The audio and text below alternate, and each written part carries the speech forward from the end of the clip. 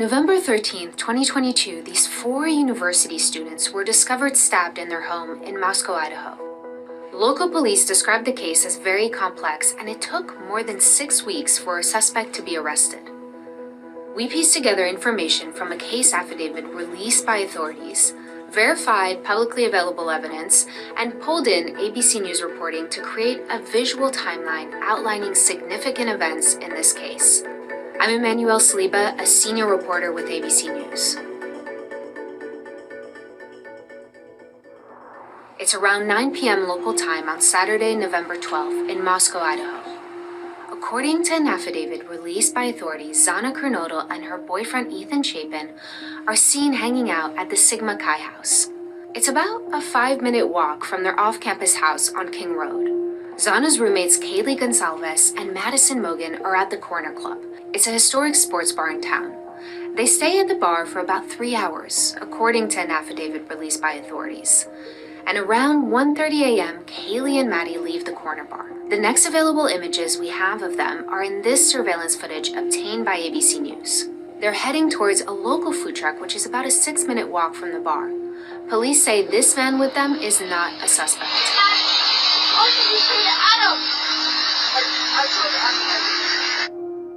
This is the grub truck.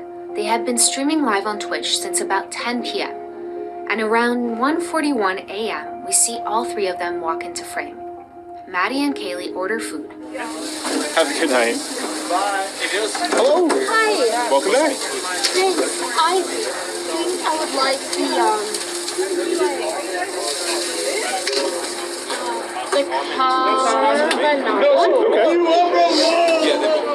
Okay. Cool. Thank you. Absolutely. How many more do you need?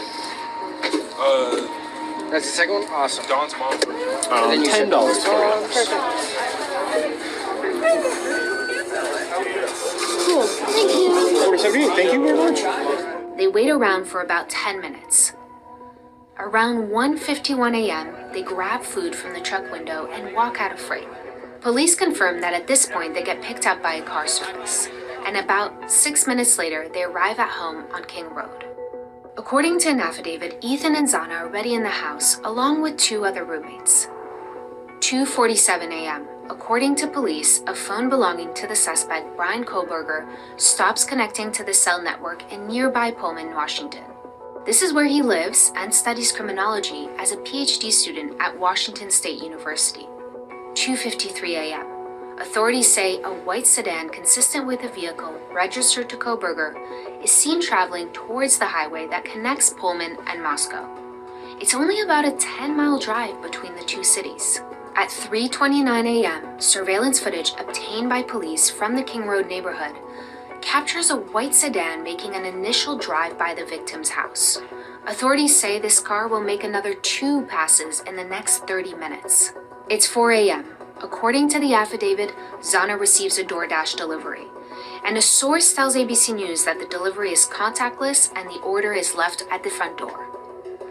A surviving roommate would later tell authorities that around this time, 4 a.m., she wakes up to what sounds like Kaylee playing with her dog in the room on the 3rd floor.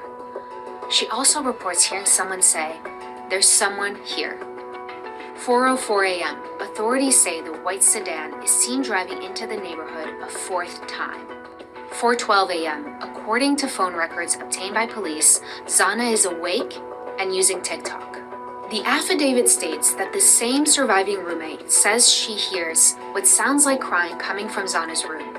She opens her door a 2nd time and says she hears a male voice say something to the effect of, "It's okay, I'm going to help you." At 4:17 a.m., this security camera on a neighbor's home picks up distorted audio of what sounds like voices or a whimper followed by a loud thud. A dog can also be heard barking numerous times. This camera is less than 50 feet from Zana's bedroom. The affidavit states their surviving roommate then opens her door a 3rd time. She sees a masked man walking past her towards the sliding glass door in the kitchen. In frozen shock, she locks her door. 4:20 a.m., police say the white sedan is seen leaving the neighborhood at a high rate speed. 5:25 a.m., authorities say that same vehicle is seen on 5 cameras back in the Pullman area, near where the suspect lives. And then, Between 9:12 and 9:21 a.m., police say data collected shows the suspect's phone appearing near the scene of the murders. About 8 hours after the killings, a 911 call reports an unconscious person at the scene of the crime. Shortly after, Moscow police discover the bodies of 4 students. The facts of the case that we know right now. November 16th, police reveal the 4 victims were stabbed to death. The 4 were stabbed with a knife, but no weapon has been located at this time. That we spent so much time with him. This is Ethan's mom on November 30th at a vigil honoring her son and the 3 other victims. That's the most important message that we have for you and your families, is to make sure that you spend as much time as possible with those people, because time is precious and it's something you can't get back. We're looking for a 2011 to a 2013 Hyundai Elantra. December 7th, no suspects have been publicly identified, and Moscow police appeal to the public for help. Any assistance you can give us, anybody that owns one, anybody that knows of someone who owns one or may have been driving one, if you could get a hold of us through our tip line or call us directly, we'd appreciate that. December 15th, Koberger and his father are driving eastbound on I-70 when they get pulled over by a Hancock County Sheriff's deputy. Hello. How you doing? How y'all doing today? Good, good. Take a look at your driver's license real quick if I could. See, it's right up on that van, man. You're right up on the back end of that van. So you're coming from Washington State University? And you're going where? Oh. We're going to be going to Pennsylvania. Oh, okay. Yeah.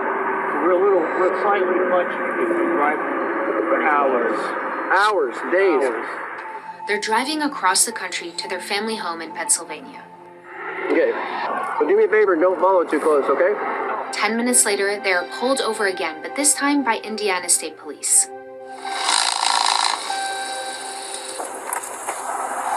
Both departments would later say they had no identifying information on the suspect at the time of these stops or the alleged vehicle involved. The Indiana State Police added in another statement that its agency wasn't directed by the FBI to make the traffic stop. 15 days later, Koberger is arrested in Pennsylvania. The FBI identified the suspect by linking DNA evidence from the crime scene to a public genealogy database. January 3rd, he is extradited back to Idaho, where he is charged with felony burglary and 4 counts of first-degree murder. In a statement, his extradition lawyer in Pennsylvania said his client was eager to be exonerated. The suspect remains in custody, awaiting his next court appearance in June.